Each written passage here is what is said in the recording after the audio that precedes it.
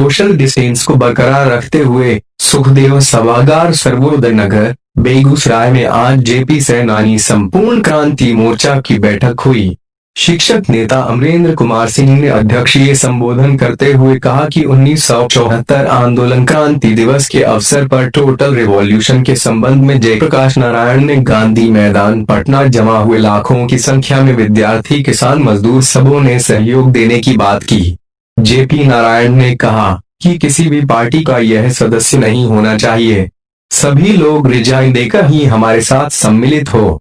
इस अवसर पर प्रदेश महासचिव डॉक्टर शैलेंद्र कुमार सिंह ने कहा कि जेपी नारायण आंदोलन को चलाने के लिए सबका सहयोग एवं तानाशाह हुकूमत को समाप्त करने के लिए आंदोलन की बात की।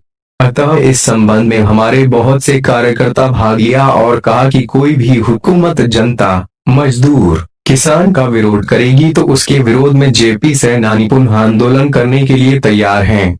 इस अवसर पर जेपी मोर्चा के कार्यकारी प्रदेश उपाध्यक्ष रविंद्र कुमार सिंह सह महासचिव राष्ट्रीय लोक समता पार्टी बेगूसराय, उन्होंने जेपी के आंदोलन को याद करते हुए अपना विचार व्यक्त किया।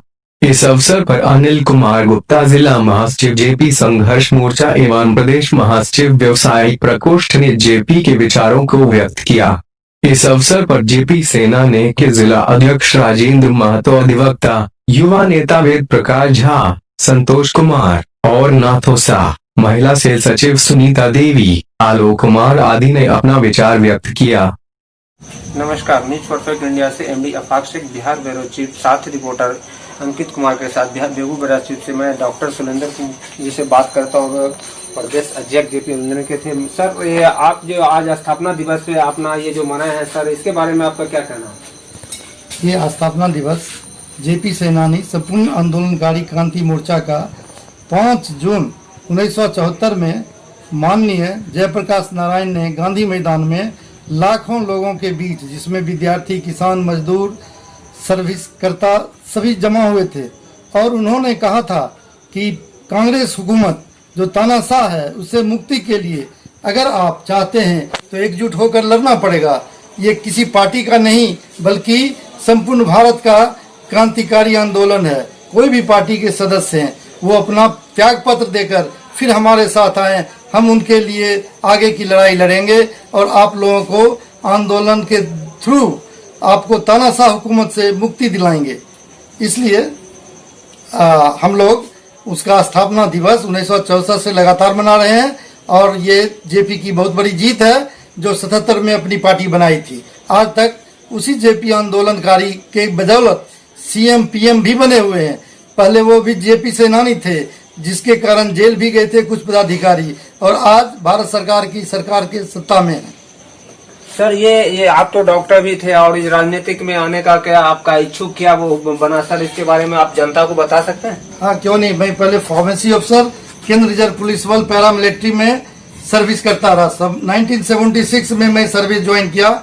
इस दरमियान पूरे हिंदुस्तान कोई भी ऐसा स्टेट नहीं जिसमें मैंने काम नहीं किया। मिजोरम, मणिपुर, नागालैंड, त्रिपुरा, जम्मू कश्मीर, पंजाब, हरियाणा, आंध्र प्रदेश, महाराष्ट्र में रहा। मैं 20-25 साल तक चिकित्सा अधिकारी के प्रभार में रहा जहाँ चिकित्सा अधिकारी नहीं थे और मुझे मेडिकल ट्रीटमेंट, केयर, मेडिसिन, उनकी स्वास्थ्य की सेवाएं, कुछ को तो मैं मेडिकल भी किया जिसमें सब इंस्पेक्टर रैंक तक के लोग आज डीआईजी तक बन गए हैं। मेरे साथ जो सब इंस्पेक्टर था वो भी डीआईजी से रिटायर किया है।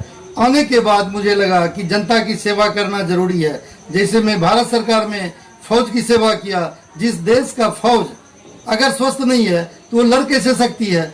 जिस देश की जनता स्वस्थ नहीं है वह देश कभी आगे नहीं बढ़ सकती है। लिहाजा इस ख्याल से मैंने रिटायरमेंट के बाद आया और मैं चाह रहा हूँ कि जनता की, भारत की जनता की, स्टूडेंट का जो पढ़ लिख कर बेकार बैठे हैं उन्हें बेकारी भत्ता सरकार दे, मजदूर को नौकरी दे, किसानों के मूल्य का आंकना सही करे एवं जो लोन किसानों के ऊपर है वो माफ किया जाए ताकि जनता खुशहाली से जी सके। जो भी सरकार जनता के विरुद्ध काम करेगी जेपी सेनानी आज भी तैयार है उसे उखाड़ कर फेंकने के लिए। इसलिए मैं भारत की सरकार, बिहार की सरकार, तमाम राज्यों सरकार से कहेंगे कि जेपी सेनानियों को मत भूलें जिन्हें आप पेंशन जेपी सेनानी दे रहे हैं और जो भूमिगत हैं जो भूमिगत रहते हुए सेवा करते रहे, उन्हें किसी भी प्रकार की सुविधाएं नहीं है। अतः सरकार उन्हें भी पेंशन दे, ताम्रपत्र दे, उनको चिन्ह दे, ताकि वो अपने सही जीवन को जी सके और सरकार की मदद कर सके। सर एक चीज आ रहा है, जैसे जिस तरीका से कोरोना महामारी ने एक बीमारी को राजनीतिक मुद्दा से उठाकर एक जाति की प्रथा पे फेंक दिया, सर उसके बारे में आपका क्या कहना? जिस तरीका से एक भाई से दूरी बता दिया है, और जो भाई एक साथ खाना खाते थे, जो भाई एक साथ सोते थे, और उसकी दूरी इस तरीका से राजनीतिक मुद्दा बना दिया सर कोरोना महामारी में, कि बीमारी भी एक जाति प्रथा के नाम से आता है। सर उसके बारे में आपका क्या कहना है? जो आज जो जिस तरीका से मतलब बिछड़ाव पड़ी हुई है, वो बिछड़ाव कम से कम एक हो जाए। यह तो सरकार की राजनीतिक है, एक दूसरे भाई को लड़ा करके अपना उल्लू सीधा करना। सवाल है कोरोना इतना नुकसानदेह नहीं है। कोरोना तो पैदा किया गया चीन का वायरस है, जो पहले चाहते थे एक छत्र राज कायम करने के लिए, और कोरोना से डिस्टेंस बनाकर रहने, साफ सफाई रहने से कोरोना नहीं फैलता है। कोरोना कोई चलता फिरता वायरस नहीं है, बल्कि इन्फेक्टेड ये है जो किसी को भी लग सकता है बशर्ते उसके साथ रहने से।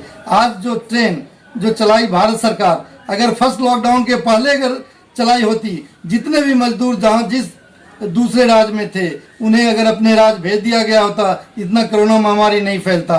और हर एक राज्य का अलग अलग नियम है। दिल्ली कह रहा है कि दूसरे राज्यों से आए हुए का इलाज नहीं करेंगे। क्या उनका बाप का राज है दिल्ली का, केजरीवाल का? देश एक है, एक नियम, एक कानून, एक संविधान, एक प्रधान है। फिर ऐसा क्यों होता है? और जितने भी पैसा दिया गया है भारत सरकार के द्वारा, वो राज्य को सही तरीका से वितरित नहीं किया गया है। यह जो जातिवाद प्रथा है, यह तो राजनीतिक प्रथा है। राजनीतिक वाले उल्लू सीधा करने के लिए एक दूसरे जाति में लड़ाते हैं, अलग अलग करते हैं। ऐसा नहीं करना चाहिए, और इस पर तमाम जनता को सोचना चाहिए कि एक खून है, एक जान है, एक शरीर है, फिर जातिवाद क्यों कहा जाता है? एक भाई एक दूसरे भाई से ऐसा क्यों लड़ रहे हैं? इसे बंद करना चाहिए, और सरकार को पहल करनी चाहिए, हम जनता को भी करनी चाहिए, तो बेहतर राज्य चलेगा। सर अभी जो जिस तरीका से चल रहा है, अभी राजनीतिक मुद्दा मतलब उठ के आया, और जितने भी प्रवासी मजदूर आए हैं, और एक राजनीतिक मुद्दा को माहौल बनाने के चक्कर में बोलते हैं कि जितने भी प्रवासी मजदूर आए हैं उसको यही मतलब रोजगार दिया जाएगा। सर ये राजनीतिक है या अर्थोस्टिक बात होती है? ये राजनीतिक बात है। अगर ऐसा हुआ होता, इस आजादी के बाद से क्यों नहीं चाहते? बिहार में हमारे बहुत संसाधन है, झारखंड में है, हर एक जगह है। यहाँ कुछ फैक्ट्रियां खोल करके काम करके उन मजदूरों को रखा जाता, उन्हें कम ही सैलरी दो, लेकिन भरपेट भोजन मिलता। आज मरते गिरते तो नहीं आते, ट्रक एक्सीडेंट होता है, कभी लाइन पर लोग कट जाते हैं, कभी पुलिस पीटती है। ऐसा तो नहीं होना चाहिए। अगर सरकार चाहे, भारत सरकार चाहे, राज्य सरकार चाहे, तो यहाँ भी उद्योग शुरू किया जा सकता है, कुटीर उद्योग शुरू किया जा सकता है, और सबको रोजी रोटी मिलेगा, सब आनंद में अपने परिवार के साथ रहेंगे। ये सरकार को सोचना चाहिए। इसी के साथ मैं न्यूज परफेक्ट इंडिया। सर अपना नाम बताइए। डॉक्टर शैलेंद्र कुमार सिंह। मैं डॉक्टर सुरेंद्र कुमार सिंह से बात की, और इन्होंने पब्लिक के जनता के विरुद्ध उतरे हुए जनता को ये समझाना चाहते हैं ये जो महामारी के अंदर में जो है जिस तरीका से फैलाई गई है, वो फैलाने के क्रम में इन्होंने अपना एक आश्वासन दिया। और इसी के साथ news perfect India Bihar bureau chief MD Afaq Shaikh, साथ में सहयोगी reporter Ankit Kumar Begusarai bureau chief के साथ